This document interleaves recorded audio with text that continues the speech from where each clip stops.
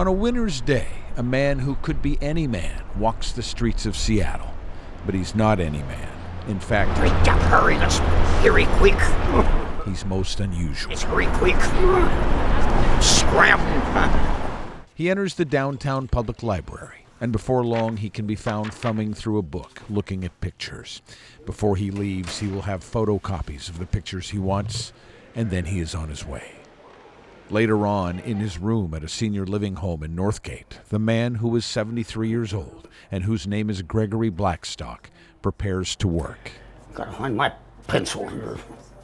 There are things you should know about Gregory. He is loud. That woman is something else. He has no sense of empathy, doesn't imagine what you are thinking or feeling, doesn't care how the world expects him to act or react. Will you shut up and listen? Sylvester, shut up and let me talk.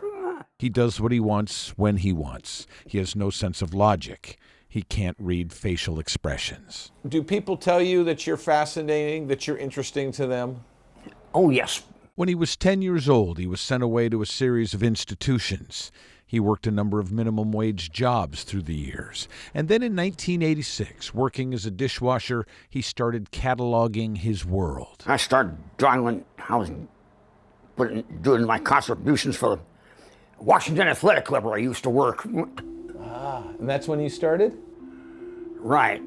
And once he started, he couldn't stop. He drew groups of everyday objects, all done freehand with no straight edge, and his drawings were amazing.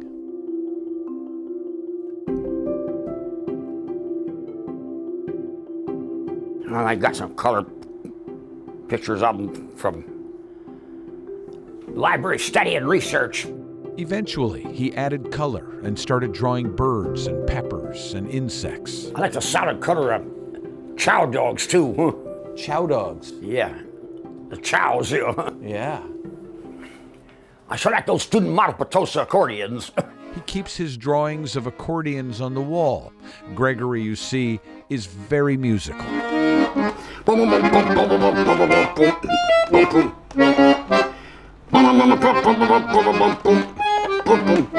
Sometimes he takes a piece of music and rewrites the entire thing by hand in a different key.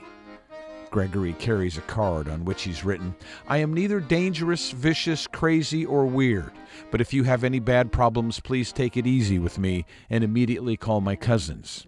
Dorothy Frisch is Greg's cousin. She helps him organize his life. He's never, ever bored. Can you imagine what a gift that is? He's never bored. What do you think's going on in there? Impossible to say.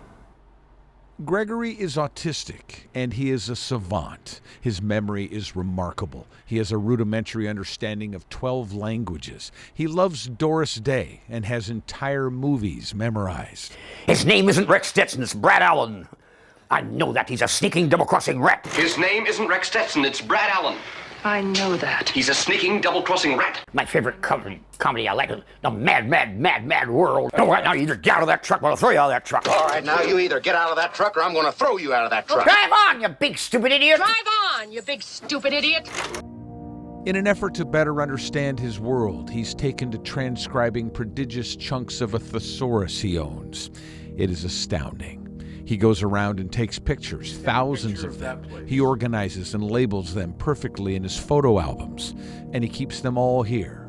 The time, the labor, the singular focus boggles the mind. Is Gregory happy?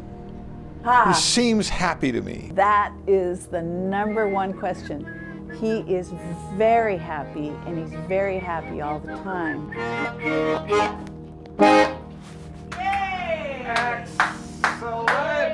I didn't do too bad, did I, huh? His drawings serve as a link to the world, and the world has responded. Gregory's work speaks to people in a very particular way. You can see Gregory's work prominently displayed at the Greg Kucera Gallery in Seattle. I've introduced him to another artist here in town during her show, and I said, and this is so-and-so, and this is an exhibition of her work. And he looked around and he said, I like mine better. And Gregory doesn't have to wash dishes anymore. His drawings sell for anywhere between $2,000 and $14,000 apiece. And so there is this quirky genius, forever looking inward, locked in his own obsessive and brilliant world, filled with infinite curiosities and possibilities. And occasionally he sends messages out into our world, as if to say, look what the human mind is capable of. As if to say, I'm Gregory Blackstock, and I'm not like you, but look what I can do.